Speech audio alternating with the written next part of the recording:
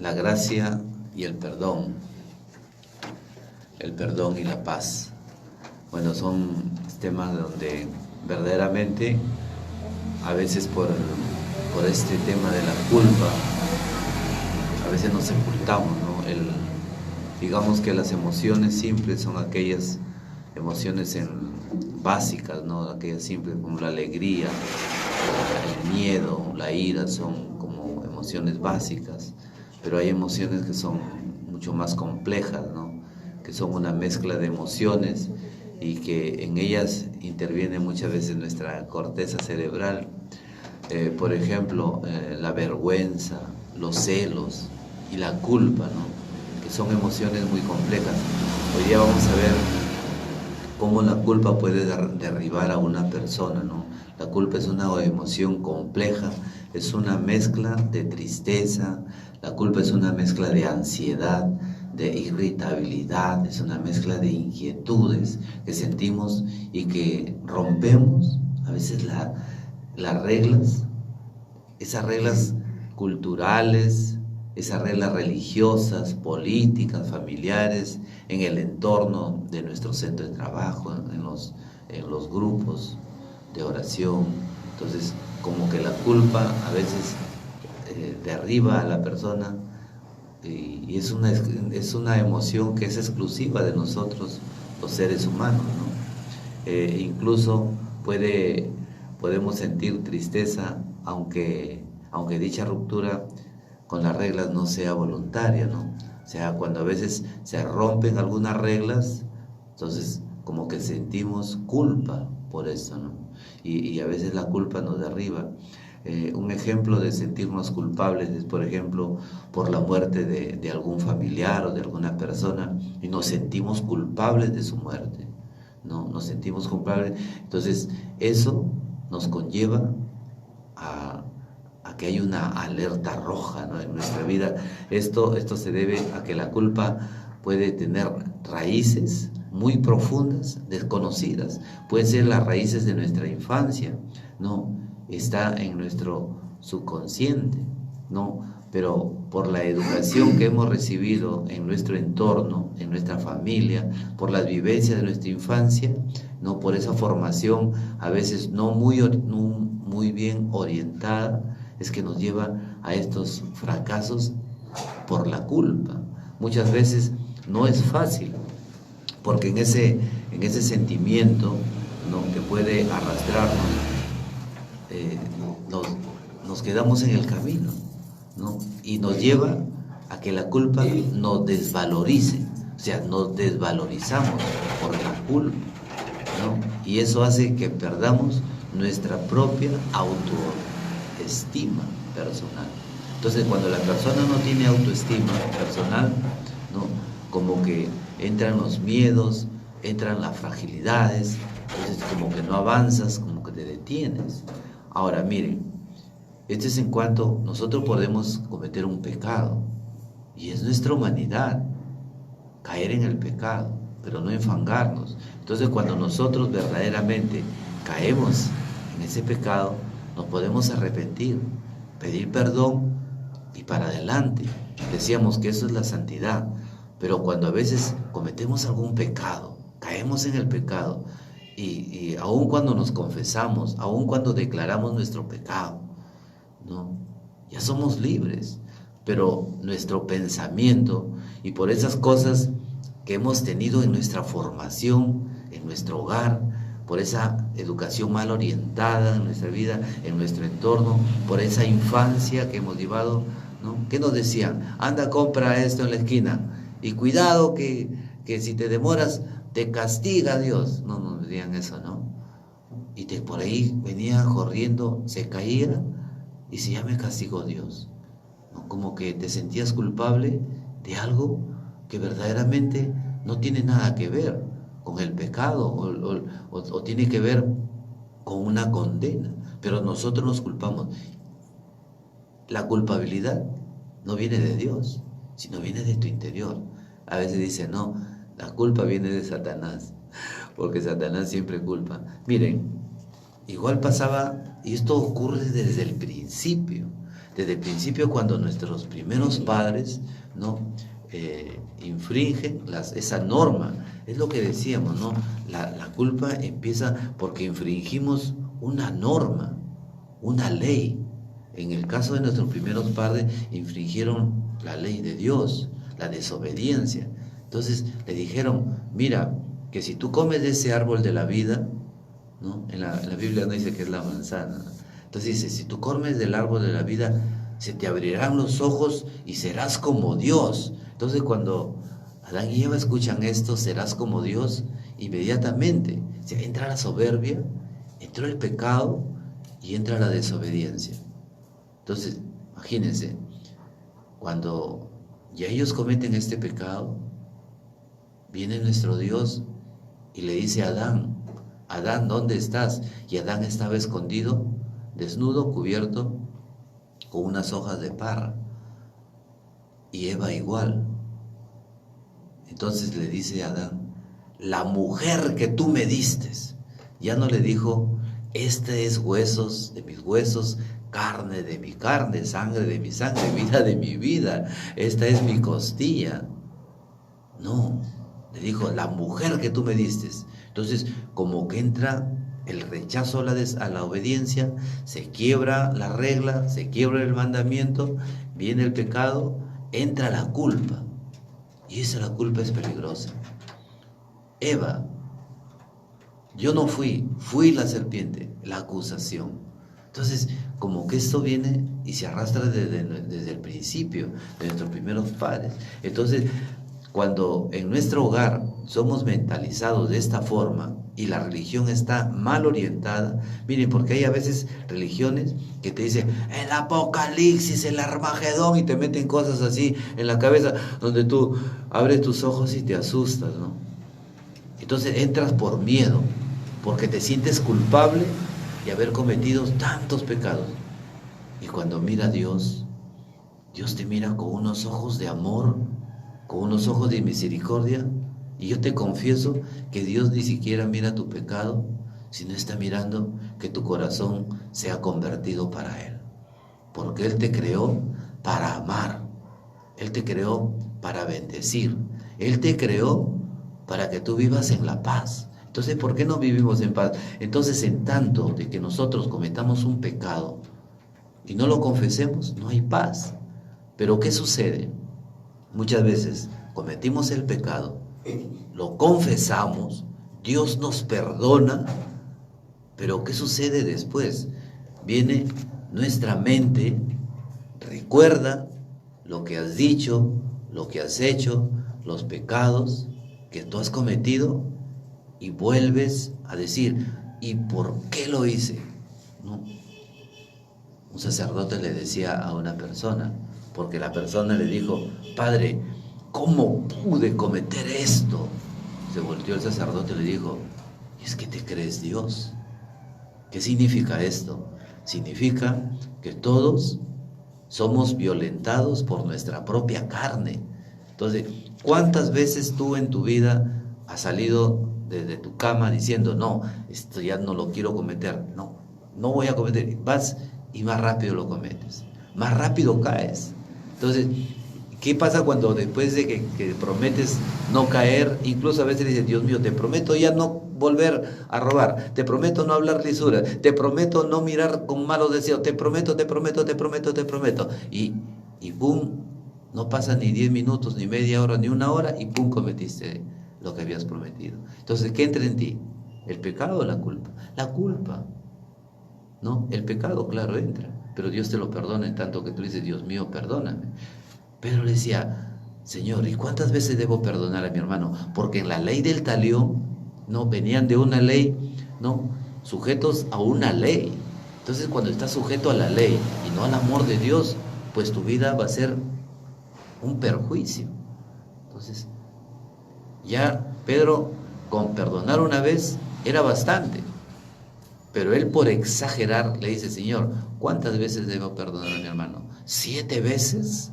Y Jesús le dice, no solo 7, sino 70 veces 7. No significa 70 por 7, ¿no? 490. No es una multiplicación matemática, sino En el discernimiento, 70 veces 7 significa siempre, porque el 7 en la Biblia es plenitud, es totalidad, es perfección. O sea, siempre que nosotros... Entonces, esa es la actitud de Dios. Cada vez que nosotros caemos, Dios siempre te va a perdonar. O sea, tú siempre vas a andar sin pecado.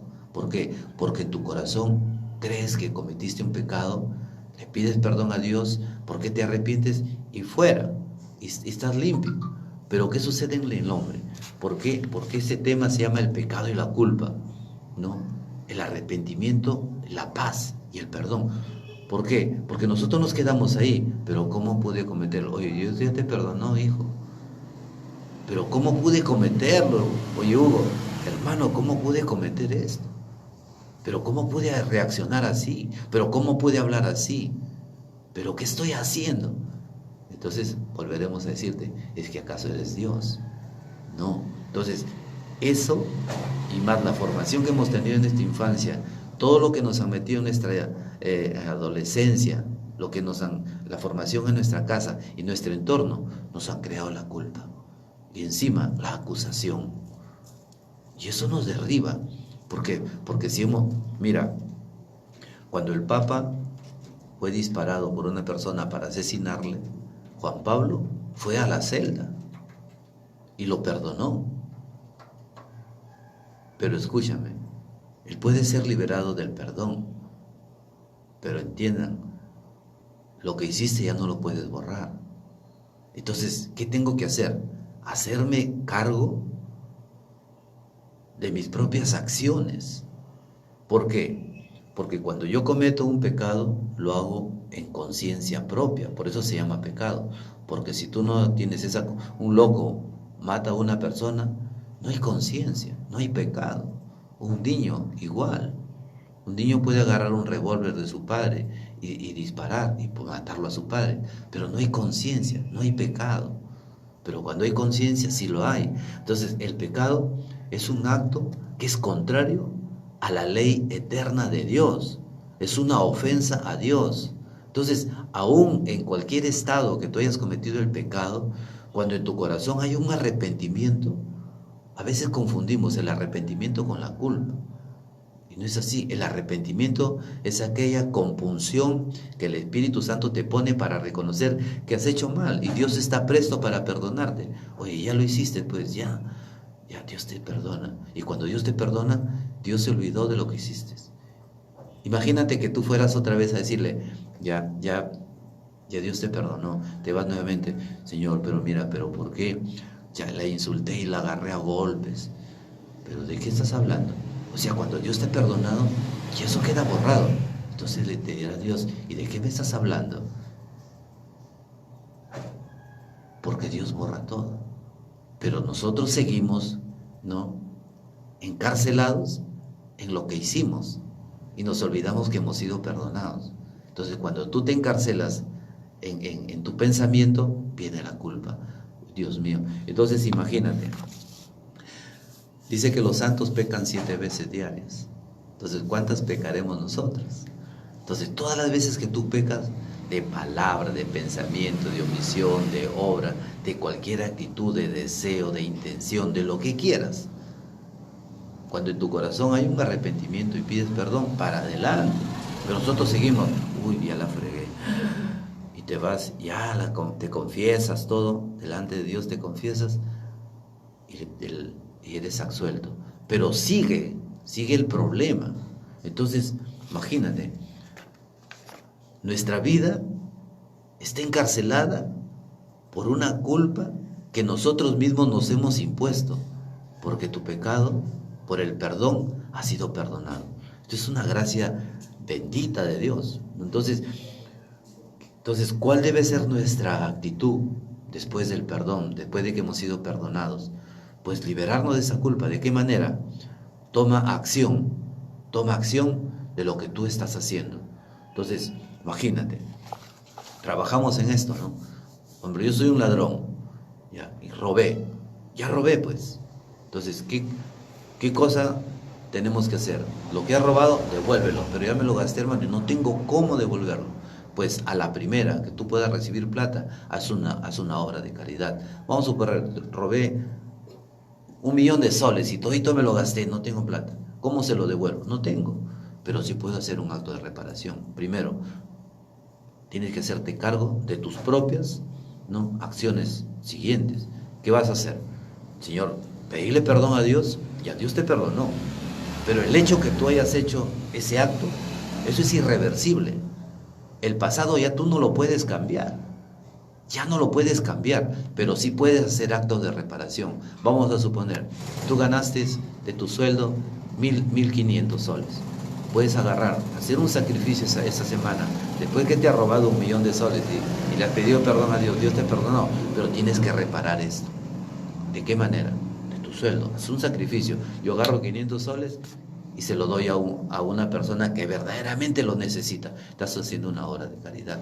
Entonces, pero tu primera intención es no volver a hacerlo. O sea, tú te haces cargo de tus propias acciones. ¿Me entiendes? Entonces la mirada del hombre es diferente a la mirada de Dios, ¿no? Yo tengo familia que es abogado, pero el abogado va a decir, claro, pues, si mataste, te vas a ir a la cárcel, porque eso es la ley. Pero tú en la cárcel te arrepientes, viene el sacerdote, o le pides dentro de las rejas perdón a Dios. Yo te pregunto, ¿Dios te perdonará? Por supuesto que sí, Dios te perdona. Entonces tú te exoneras del pecado y la culpa, pero tu pensamiento va a seguir ahí. Pero ¿por qué lo hice? ¿Por qué lo hice? ¿Por qué lo hice? Es que eres frágil, porque eres débil. Dime, ¿alguna vez cuando tú has intentado no reaccionar así, de mala gana, de así, esa ira que tienes dentro de ti, a veces que no la puedes controlar, tú dices, no, esta vez me voy a comportar, y reaccionas a la ira, a la cólera, y haces daño a una persona, la hieres? Dime, ¿te sientes bien o te sientes mal? Mal. Entonces, por lo que hiciste, tú pides perdón a Dios porque has cometido un pecado. Después que Dios te perdona, entonces seguimos con lo mismo. ¿Pero por qué lo hice? Y seguimos abandonados y encarcelados a la culpa. O sea, tenemos cárcel de rejas y tenemos cárceles espirituales, que es la culpa. Porque Dios te lo va a perdonar. Dios no te encarcela, Dios no te juzga, Dios no te culpa, ¿no? Y te da la oportunidad siempre. Imagínate, si Jesús hubiera venido, imagínate, en el camino, tantos fariseos que lo traicionaron, a sus propios apóstoles lo traicionaron al Señor, ¿no? Entonces Dios dice, bueno, ustedes no sirven para nada. Y eso es lo que hacemos nosotros. Oye, tú para que trabajes conmigo, no, hermano, tú no sirves, tú no vales para mi proyecto, ¿no? Porque en mi oficina solamente entra gente honrada, esto de acá, y los votamos. Oye, lo miras a Judas, tú eres un ladrón. Lo miras a Pedro, no, tú me traicionaste, tú me negaste. Y lo miras a Tomás, y tú no crees, eres un incrédulo, no los necesito. Esa es nuestra actitud humana, pero los ojos de Dios son diferentes. Dios regresó por Pedro en el mar, y le dijo, cuando no pescaban nada, tira las redes a la derecha y una pesca abundante. Tomás le negó al Señor, volvió por Tomás. Señor mío y Dios mío, lo reconoce Tomás como su Señor y su Dios. Y le dice, Tomás, porque me ves, crees. Dichoso aquel que sin ver cree. Pero Dios no te juzga. Dios te exhorta, te enseña. Esto es algo maravilloso. O sea, más que una vivencia espiritual, es una vivencia de vida. Es una vivencia de vida emocional, porque decíamos que las emociones simples son aquellas que vienen y se van. El miedo, la ira, la alegría, ¿no? Pero las emociones complejas están dentro de eso. Por ejemplo, la vergüenza. La vergüenza no es tuya, sino es algo que tú has adquirido. Oye, tápate ahí porque... Míralo los niños son felices corriendo desnudos, pero nosotros no. Hay vergüenza, hay miedo, hay ese... ¿Por qué? Porque nosotros nos han inculcado, cuidado que Dios te castiga, mira que estoy acá. Entonces se crean con esos temores, con esos miedos, y eso es lo que te conlleva la culpa. O sea, la culpa es el reflejo de tu propia formación. Entonces, cuando tú rompes alguna regla política, cultural, religiosa, viene la culpa. ¡Ay, Dios mío! Bueno, hay unos que no sienten esa culpa, ni piden perdón, ¿no? Entonces, bueno, están en otro level, pues, ¿no? pero los que verdaderamente tenemos conciencia, sabemos lo que hacemos, pedimos perdón a Dios y tenemos que hacernos dueños de nuestros actos. Ahora, el pecado verdaderamente es contra la ley de Dios, pero Dios te lo perdona. Y eso es algo que está claro. El pecado lesiona nuestra naturaleza y se levanta contra el amor de Dios. O sea, nos alzamos contra el amor de Dios, nos alzamos contra esa voluntad de Dios, ¿no? La falta de arrepentimiento nos mantiene sometidos bajo una esclavitud, que es el pecado, ¿no? Y el no confesar un pecado nos puede convertir en un vicio perverso. O sea, cuando tú... ¿Por qué es un vicio perverso? Porque tú cuando comienzas, imagínate, cuando tú comienzas a entrenar para el fútbol, ¿no? Nosotros los que nos gusta el fútbol, comenzamos a entrenar, a correr, ¿no? Y vamos a jugar un partido de fútbol, lo damos a todo dar. A veces cuando tú te entrenas también en el pecado y persiste tu pecado, se convierte en un vicio perverso, ¿no? Cuando tú eres infiel, ¿me entiendes? Lo vas a hacer infiel una vez, una vez, 2 veces, 3 veces, 4 veces. Entonces, después vas a ser infiel y no te importa con quién estés. No te importa si haces daño a una persona o a otro daño. No te importa si rompes un matrimonio. No te importa si haces daño a una chica. No te importa nada. Como que la secuencia de tu pecado, cuando no hay arrepentimiento y no hay perdón, se convierte en un vicio perverso. Y eso está en el catecismo. A veces decimos que el catecismo, pero un día yo también pensaba así, el catecismo que es creado por los curas, pero el catecismo no solamente es el discernimiento de la palabra, sino el catecismo también es una orientación espiritual. De estas cosas que te digo son parte del catecismo, donde te dicen, antes yo pensaba que el catecismo te enseñaban, así como nos enseñaban de niños, no, a rezar el Padre Nuestro, el Ave María, cantar, no, es la formación verdaderamente humana, formación espiritual, personal. Y esto que te digo, cuando tú cometes un pecado constantemente y te agrada el pecado y sigues, atropellas a todo el mundo, haces daño una vez, destruyes hogares, destruyes tu propio hogar, destruyes el hogar de tus amigos. Entonces se convierte en un vicio perverso. Entonces, con esto hay que como que decir, hay pecados que pueden ir en contra de la palabra de Dios. No cuidar, por decirte, los intereses de nuestra familia, no cumplir con nuestras obligaciones ciudadanas, no cuidar con nuestro propio cuerpo. Nuestro cuerpo no está para tirarlo a los cerdos, nuestro cuerpo está para darlo al Espíritu Santo, porque eres templo del Espíritu. Y a veces esta cosa no la entendemos. Entonces, cuando nosotros comenzamos a actuar humanamente, las cosas espirituales nos fastidian, nos molestan, nos inquietan, nos perturban. A mí, particularmente cuando estaba estudiando en la universidad, en ese primer ciclo, segundos, viene un amigo que falleció. Me dijo, Hugo, ¿hasta cuándo vas a entrar en ese retiro? Entonces, como que a mí me molestaba que me hablaran de Dios. Me molestaba, me indignaba, los rechazaba, hasta con lisura los mandaba. Me molestaba. Y él casi a rastras me llevó al retiro. Contra mi voluntad, renegando, me fui a un retiro. Y le dije, ¿y qué tiempo va a ser ahí? Y yo quedé un par de horas, 3 días. Cuando dije 3 días, abrí todos mis ojos, dije, ¿tú estás loco? 3 días rezando ahí, estás loco tú. Hermanos, cuando salí del retiro, salí como una persona que le habían metido, ya no, pues a Ariel le quedó chico, ¿no? A mí creo que me metieron ácido muriático, no sé. Lejía, no sé qué más me puso el Señor, una limpieza espiritual, que salí transformado y veía qué inmundicia que he vivido. Y yo lloraba pidiéndole perdón a Dios, ¿no? Imagínate. Entonces, ¿yo qué digo a estas alturas? Que sin Cristo ya no podría vivir. Quítame todo, pero sin Él ya no sabría vivir. Decía San Pablo, todo lo que tengo en el mundo lo estimo basura, con tal de ganar a Cristo y no perderlo a mi Señor.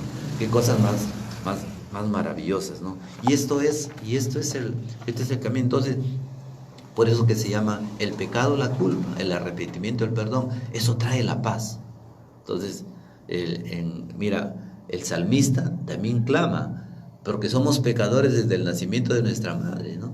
Dice, en el Salmo 51:4 dice, que mi alma quede limpia, Señor, de toda malicia, purifícame de mi pecado.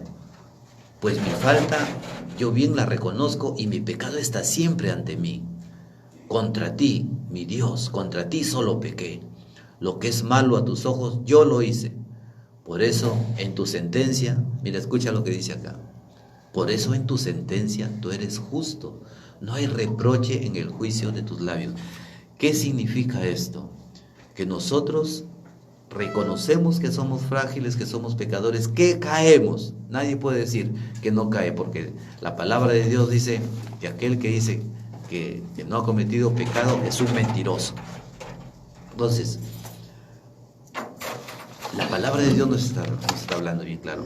Hay un reconocimiento de nuestro pecado. Purifícame, limpia de mi malicia. El pecado está siempre ante mí. No, lo malo que hice, yo lo cometí. Entonces, dice, por eso en tu sentencia tú eres justo y no hay reproche en el juicio de tus labios. O sea, Dios jamás va a reprocharte cuando tu corazón se arrepiente y le pides perdón. Y date por perdonado cuando le pides perdón a Dios. No son como nosotros. Mira, hermano, ya, yo te disculpo, pero esta que me has hecho, mueres conmigo. ¿Así le decimos o no? Conmigo mueres. O sea, como que le agarramos y lo sepultamos a esa persona, ya no existe para mí. Entonces, ¿qué pasa con la persona? ¿Se va tranquila o se va alegre? No, se va intranquila, se va llena de culpa. Entonces, no colaboramos con el plan divino de Dios. ¿Por qué? Porque nos creemos superiores. Hermano, yo siempre digo algo. Cuando tú le dices a una persona y te molesta como es, no te enojes con ella, enséñale. Si tú haces perfectamente bien lo que ella no hace, enséñale. Dale una enseñanza, pero no de palabras, sino con tu testimonio de vida. Entonces, el primer testimonio tiene que ser tu templanza, tu paz interior para que puedas perdonar. Porque a veces somos muy rígidos. Decimos, no, es que esto tiene que ser así. Y a veces ceñimos el acá, ¿no? ¡Zah! Nos molestamos y ponemos una cara de valiente, ¿no? Pero nos olvidamos que si no caemos en ese pecado, estamos cayendo en otro. O sea, somos tan pecadores. Él y yo somos los dos pecadores. Pero yo entonces, si yo soy pecador y él es pecador, ¿por qué lo voy a juzgar? Si a él lo perdona Dios, si a mí me perdona Dios, entonces estamos perdonados por Dios. Entonces, ¿quién soy yo para juzgar? Qué hermoso que es esto, ¿no? Entonces, en la súplica del salmista dice, en tu sentencia tú eres justo, pero en ti, mi Dios, no hay reproche en el juicio de tus labios. O sea, Dios no te va a condenar nunca, en tanto que tu corazón sea arrepentido, porque Dios, hay palabras que a veces yo no voy mucho, ¿no?, con esto, cuando dicen, Jesús viene a salvarte. Esa expresión creo que no se da. Jesús ya te ha salvado, ¿no?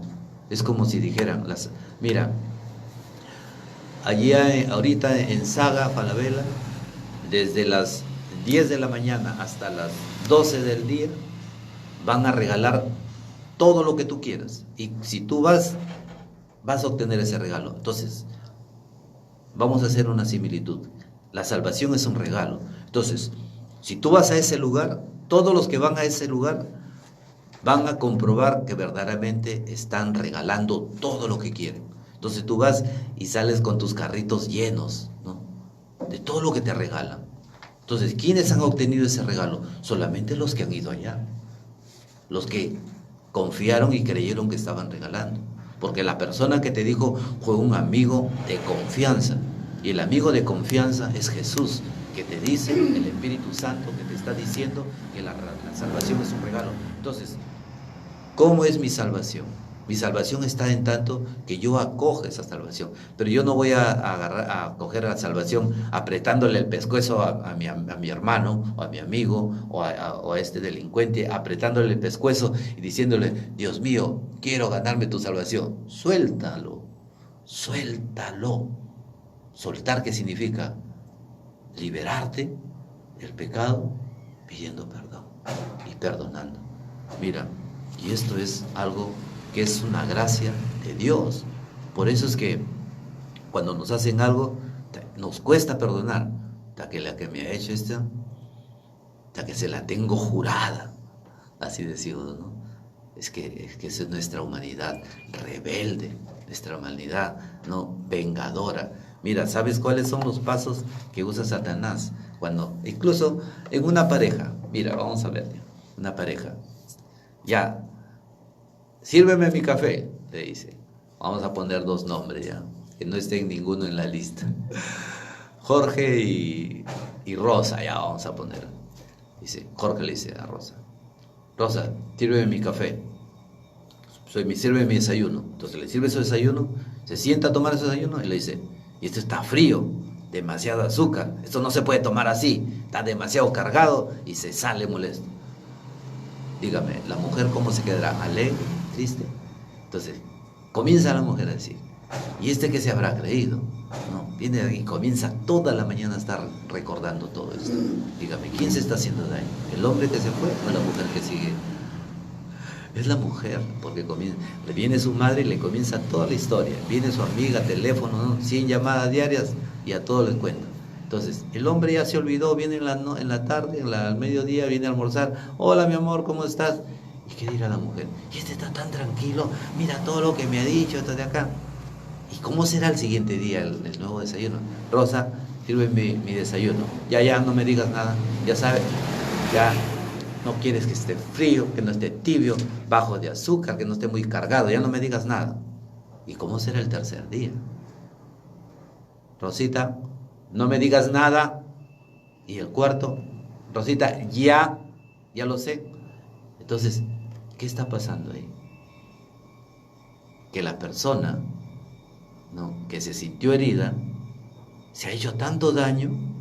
Entonces, imagínate, ¿cómo será una relación de pareja así? ¿Cómo llegarán en la noche a ese altar nupcial, donde verdaderamente el sexo es amor, pero verdaderamente será amor? ¿Habrá una unión así, verdadera ahí? El pecado ha dividido. Entonces, simplemente porque no hemos reconocido esa falta. El hombre por haber hablado de esa manera y la mujer por haber reaccionado de esa forma. Entonces, no hay docilidad en ninguna de las dos personas. ¿Por qué? Porque actuamos humanamente.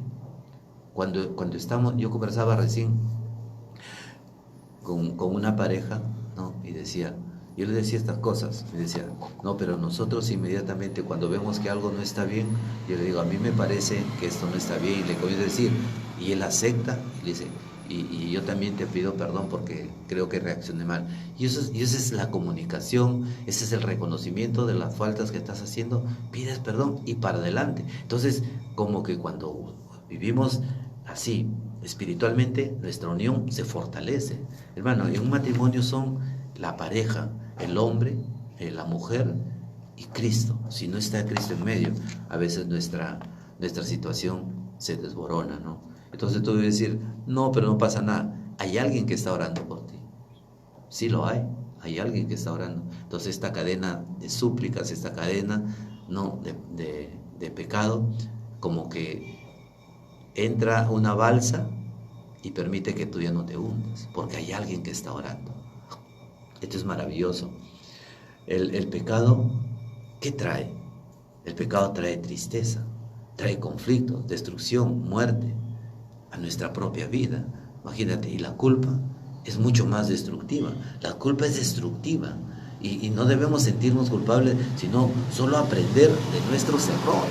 Entonces, cuando yo aprendo de mis errores, entonces pido Espíritu Santo y el Espíritu Santo me fortalece para no volver a caer más.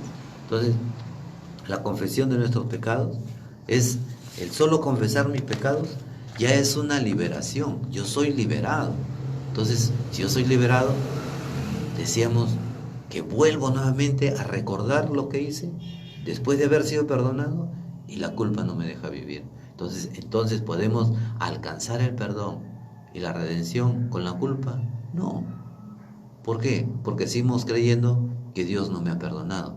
Y el decir que Dios no me perdona es una ofensa a la misericordia de Dios. O sea, estamos ofendiéndole doblemente cuando nos sentimos culpables. Uno, porque pecamos, fuimos perdonados. creemos que Dios no nos perdona. Incluso a veces decimos, tú ya no tienes perdón de Dios. ¿Decimos o no?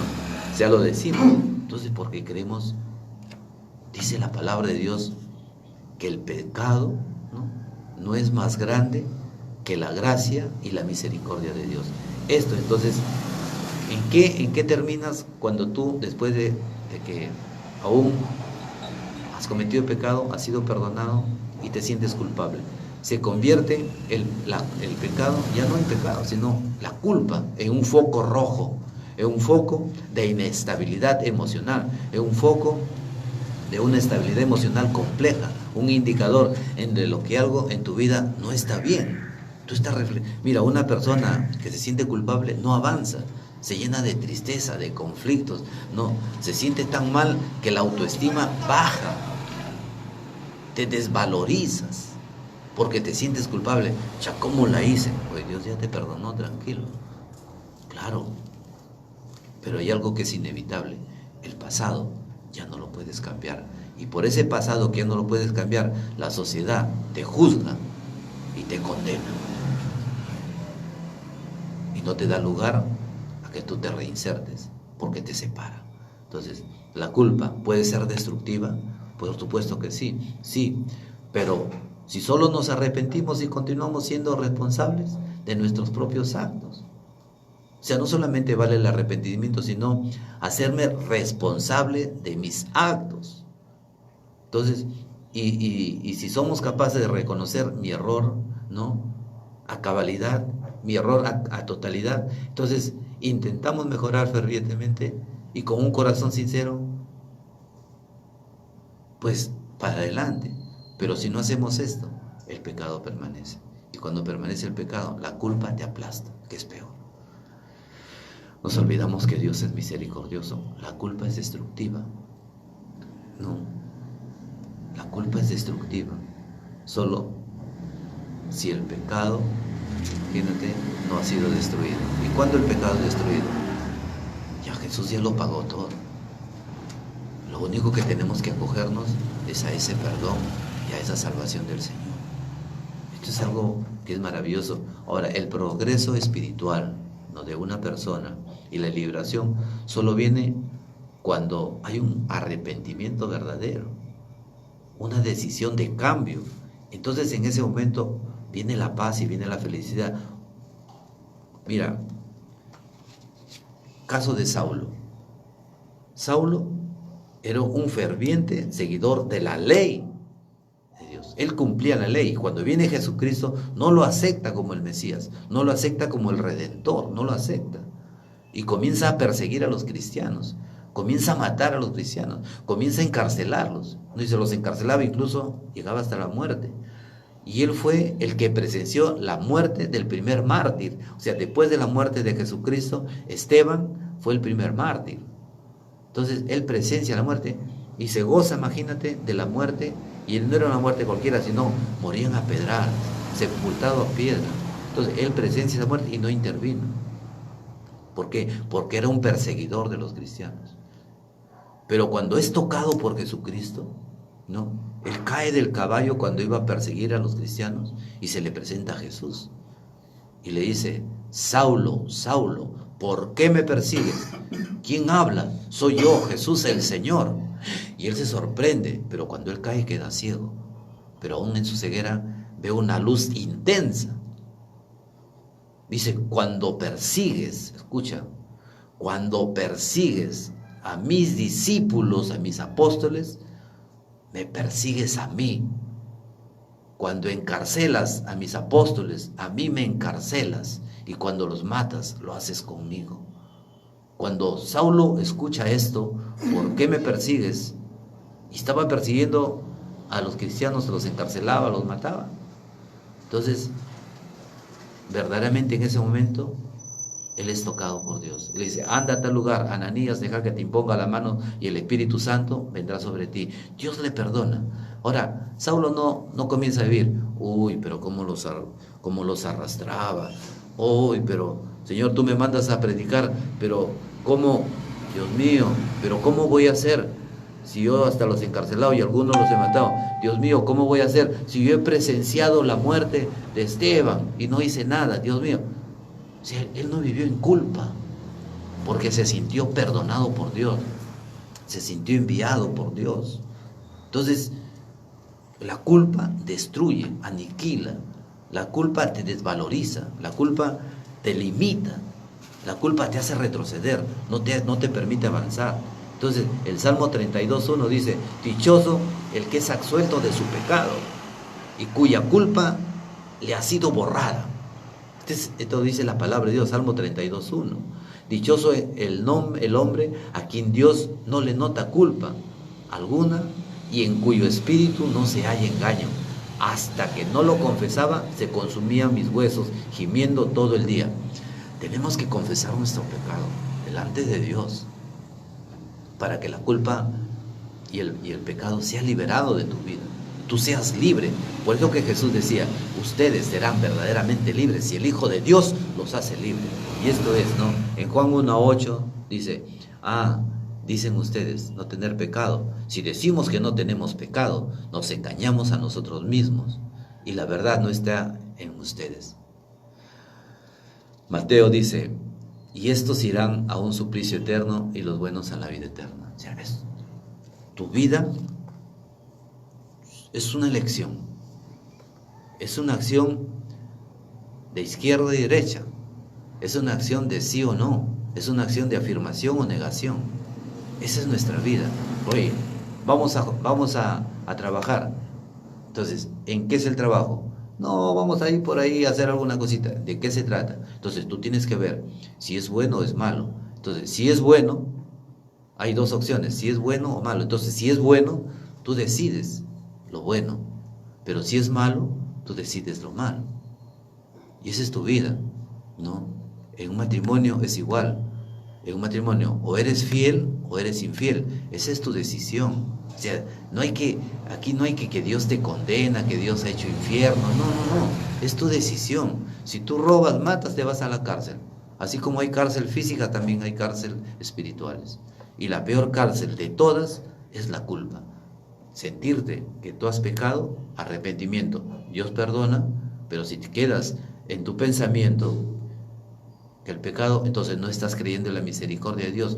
Viene la culpa y la culpa te aplasta. Es muy sencillo. Entonces, en Juan 3:35 dice, porque el Padre ama al Hijo y ha puesto todas las cosas en sus manos. El que cree en el Hijo vive de vida eterna. En cambio, el que no cree en Él tendrá que enfrentar un juicio de Dios. Nunca conocerá la vida. Entonces, esa es tu decisión. ¿Aceptar a Cristo o no aceptarlo? No, Dios no viene acá. Oye, si no me acepto ahorita te mato o te mueres. No, nos vamos a morir solos. Entonces, el amor de Dios es más grande que todos nuestros pecados. Su misericordia es más grande que... Imagínate, dice, la palabra de Dios dice que su misericordia no es menos que su poder.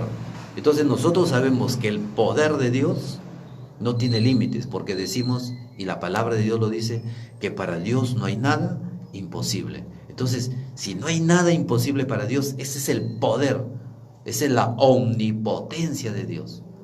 Pero dice la palabra de Dios que su omnipotencia no es mayor que su misericordia. Y la misericordia no es menos que su poder. Entonces, confiemos en su misericordia. Y si has cometido algo, simplemente reconócelo, pide perdón a Dios y afuera tu pecado. Y Dios te lo va a perdonar. Aunque los ojos del mundo estén señalándote, Dios ya te ha perdonado. ¿No? Aunque los ojos del mundo nos separen de la sociedad, vamos a ser juzgados, criticados, sí. Pero miremos antes de hacer un juzgamiento, una crítica. ¿Has caído? Aprendamos de Jesús.